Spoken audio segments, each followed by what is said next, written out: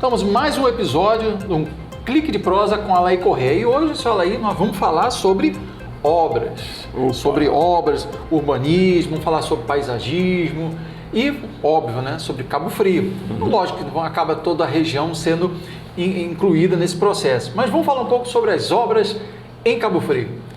Obras que nós fizemos, obras que foram feitas. Que foram feitas, né? Foram muitas, né? Mas vamos destacar algumas. Sim. Porque foram obras produzidas pela ousadia e necessidade popular.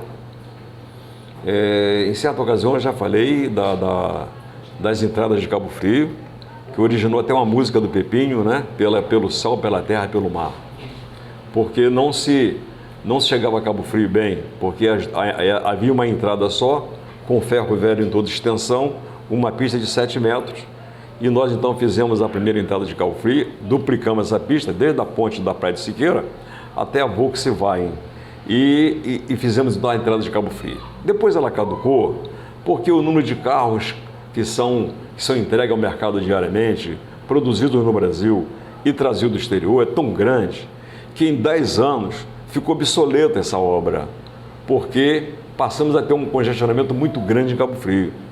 Então, no meu segundo governo, a ousadia foi necessária, porque aí era muito mais difícil, porque para poder fazer uma nova entrada, onde tinha 130 casas e uma pista de 6 metros, e 130 casas, um manguezal a ser defendido, a ser protegido, então era muito difícil. Além de uma ponte que não podia ser linha reta, porque senão caía em cima do cemitério, o cemitério era tombado. Tinha que ser uma ponte nascendo e descendo em curva para poder fugir do cemitério. Ela foi tão importante que essa ponte, o projeto, ela foi premiada pela Arquitetura Nacional como o melhor projeto de ponte daquele ano no Brasil. Nós temos de lá em São Paulo. Então, era um desafio muito grande, até porque essa era uma pista que tinha que passar em São Pedro da Aldeia. E nós tínhamos um governo que não era muito simpático ao meu governo. Bom, colocando tudo de lado, eu chamei todas aquelas pessoas, as donas das casas, os donos, 130 pessoas, eu botei dono de um clube e falei que ia comprar, porque eu precisava fazer uma entrada, houve resistência, aquele negócio todo. Uma das senhoras falou lá assim, não, mas meu umbigo está ali, eu não vou sair. E eu falei assim, mas é preciso sair porque a cidade está carecendo de uma nova entrada. Então eu comprei 130 casas, joguei ao chão, entrei em São Pedro de Aldeia e comecei uma rodovia de São Pedro até Cabo Frio. Quando cheguei em Cabo Frio, eu tinha que atravessar o canal. Não podia atravessar o canal com uma ponte porque ia cair em cima do cemitério. O cemitério era tombado, não tinha como. Então veio essa arquitetura em curva e eu desci ao lado do cemitério. Então essa obra, por sua característica, por sua arquitetura maravilhosa, magnífica, por sua necessidade de compra de tantas casas, pelo atrevimento, ela foi, sem dúvida alguma, a obra mais importante do meu governo. E agora, fugindo um pouco das obras que eu realizei, eu já começo a sonhar com aquilo que tem que ser realizado. Então, agora, já surgiram mais carros em Cabo Frio. Já tem os nossos turistas que chegam pelo mar, pelos transatlânticos. Já tem os que chegam pelo céu, pelo aeroporto. Mas já está precisando uma nova entrada, um novo acesso para Cabo Frio. Então, ali à altura do shopping de Cabo Frio, aquele shopping do canal, a intenção minha ali, sendo prefeito, é fazer um túnel sob a lagoa para sair lá em frente da InterTV, com 6 faixas, para poder desafogar Cabo Frio todinho, as pessoas poderem circular, entrar em Cabo Frio facilidade. Quer dizer, então eu já estou visualizando, já indo lá na frente, na necessidade brutal que existe hoje para poder desafogar o trânsito de Cabo Frio pela 3ª vez, fazendo então esse túnel sob a lagoa, sob o canal do Tajiru, saindo lá em frente da InterTV. Mas voltando cá para as obras realizadas, deixando um pouco o que eu vou realizar futuramente, se Deus quiser, voltando para cá, para as obras necessárias, nós tínhamos uma dificuldade muito grande do turista que vinha de outros estados para chegar em Cabo Frio. Então eu fui fazer o aeroporto internacional de Cabo Frio, com a nossa pista de 2.800 metros de extensão. Você tem uma ideia, do Galeão tem 1.800, nós temos 1 quilômetro maior do que a do Galeão, a do Santos Dumont. Então, para você ter uma ideia, ela só perde para o Galeão pelo seu tamanho. E fomos então trazer os aviões para Cabo Frio com os turistas de avião e em seguida fomos fazer então o terminal para transatlântico. Então hoje eu estava lá na beira da lagoa, lá com vocês, lá, eu estava mostrando a embarcação, aquele iate do Sucupira, que é o quarto mais rico do Brasil, e ele tem uma casa na Moringa, e ele vem de Cobre quase todo dia almoçar em Cabo Frio. Vê a importância de Cabo Frio. Então é esse Cabo Frio que nós temos que, não para ele, mas para o nosso povo, para a nossa gente, para o nosso turista e para ele também, fazer com que ela seja uma cidade realmente gostosa de se viver, de se visitar, de se encantar com ela pelas suas belezas naturais e por tudo que nós criamos. Então nós fomos fazer o terminal para transatlântico. Aí lá agora tristemente lá estou vendo lá que o shopping dos biquínis, que foi outro desafio enorme, está caindo, porque lá nós fizemos umas pétalas e fizemos então um shopping aberto, que chama-se Shopping Aberto da Gamboa, e está caindo aquilo lá. Então ele era um desafio, tinha cento e tantas lojas em cima de um paralelo, as pessoas pisavam ali com os seus sapatos altos, caíam aquelas madames, né? As moças de Cabo Frio. Então eu fui fazer o quê? Eu fui fazer o Shopping Aberto da Gamboa. Fiz aqueles lírios, fiz aquelas pontes, aquele negócio todo, lindo, lindo, lindo, lindo. Ali nós temos ali mais de 100 confecções, gerando milhares de empregos, entendeu? E foi feito naquele período de Alaí governando para fazer o turismo ficar forte. As praias, elas só encantavam por suas águas, por suas areias, mas entristecia por sua chegada. A orla realmente eram feias, inacabadas, destruídas, sujas, e eu fui então urbanizar todas as praias de Cabo Frio. É um privilégio um político chegar e dizer assim: eu urbanizei como prefeito todas as praias. Praia do Peró, praia de Tamoios, Praia do Siqueira, Praia das Palmeiras, Praia de Cabo Frio, Praia do Portinho, todas as praias foram urbanizadas, iluminadas e com quiosque em todas elas. Uma outra coisa que desafiava todos nós era os dias de chuvas, que a cidade ficava toda alagada. Nós tínhamos 4 canais e mais um fora de Cabo Frio, que era o terror, onde jogavam animais mortos, ferro velho, e nós fomos ali governando. Fiz galerias, obra de governo federal, que passava um carro dentro da galeria. Eu fiz até uma inauguração muito interessante na época. Então, aqueles canais foram urbanizados. Qual é o prefeito que vai dizer assim: eu urbanizei, manilhei, drenei todos os canais da minha cidade? É difícil, né? É muito difícil, você não vai conseguir. Hoje eu encontrei com o vereador Vilmar Monteiro, falei assim: Alaí, você tem que voltar em 2024. Ele nunca esteve comigo, Vilmar Monteiro. Tem que voltar em 2024, porque você foi o que mais fez obra em Cabo Frio. Não é possível, você tem que voltar em 2024. E eu falei assim: Vilmar, eu vou deixar por conta da população, entendeu? Se me aceita o meu retorno, entendeu? Mas eu tenho esperança de voltar. Aí, saindo um pouco das obras que eu executei, eu vou para os sonhos da urbanização, esse negócio todo. Ali, por exemplo, no Braga, nós temos aquela extensão enorme que vai dali até a praia. Ali, o meu projeto ali é fazer como o aterro do Flamengo, sem mexer nas dunas, gramar aquilo tudo, fazer uma boa iluminação, muitas árvores de ponta a ponta. Nós temos uma área enorme ali, abandonada, protegida para que ninguém invada. Mas não adianta só proteger, você tem que beneficiar a obra. Não, assim, eu estou protegendo, não deixo ninguém entrar, isso não é o suficiente.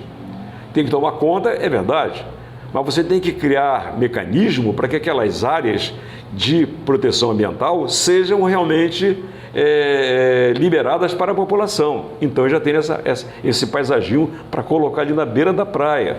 Agora, voltando para a cidade, era uma cidade que as pessoas tinham que buscar o hospital em outro lugar.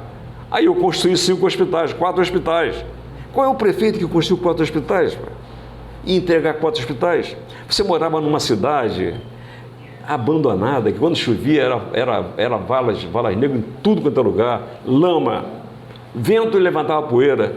Eu fui, então, pavimentar 80% da cidade.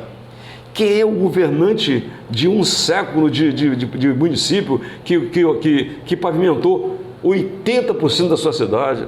Não tem. É muita coisa. Muita coisa. Então, o negócio assim, mas Alaí só fez obra? Não. Eu fiz a cidade ser encantada, ser alegre. Trouxe as festas e trouxe os abonos. O cidadão, funcionário, ele podia trocar o carro dele durante o ano, consertar o carro dele, ele podia reformar a casa dele, ele podia fazer a viagem dele, porque ele tinha até 16 salários.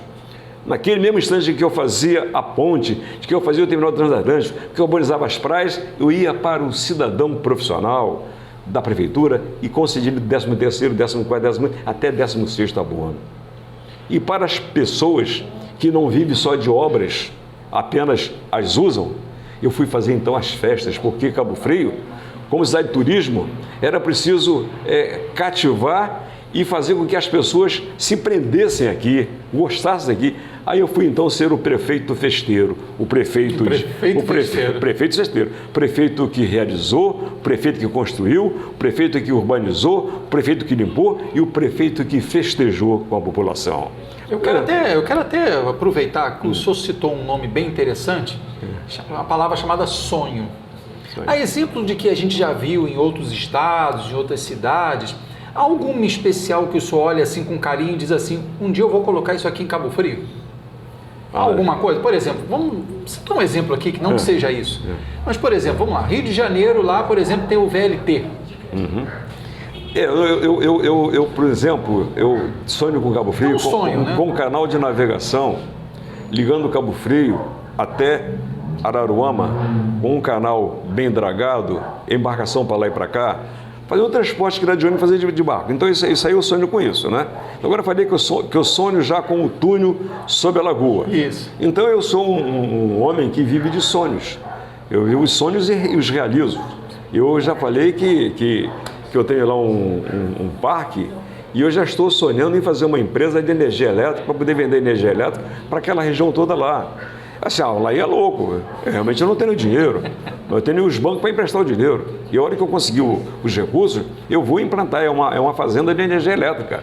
Então eu estou com 80 anos, mas eu estou cheio de sonhos, sem parar, entendeu? Eu acho que essa minha cidade, ela vai ser a cidade ainda que vai dar muita alegria e muita vida econômica e financeira para o seu povo, entendeu? É bem interessante o senhor está falando aí sobre minha cidade. Então é uma declaração de amor mesmo, né? Eu morei na Vila Nova, nasci na Vila Nova, agora estou na casa da minha filha, mas aonde vai ser o comitê da Carolina é onde eu nasci, ali na Vila Nova, que era a Abissinha, era um bairro de negros, que tinham poucos brancos ali. Eu nasci ali. A minha paixão pela cidade é muito grande. Eu dormia ali, na Vila Nova, está distante da praia. Não havia poluição sonora. Então, à madrugada, quando era criança, estava dormindo, estava ouvindo o barulho do mar. Ué, eu não sonho com o barulho do mar, entendeu? É claro que vai ser impossível, porque com a cidade movimentada a madrugada inteira, carros para lá, cá para cá, você não tem mais como ouvir o barulho do mar. Mas você não pode esquecer do barulho do mar. É no barulho do mar que você se encantou, eu me encantei com a cidade. E a cidade que eu me encantei é a cidade que eu pretendo melhorar ainda mais quando eu voltar a prefeito dela. E se Deus quiser, eu vou ter essa oportunidade, porque Cabo Frio precisa voltar a ser a cidade mais alegre e mais limpa do Brasil.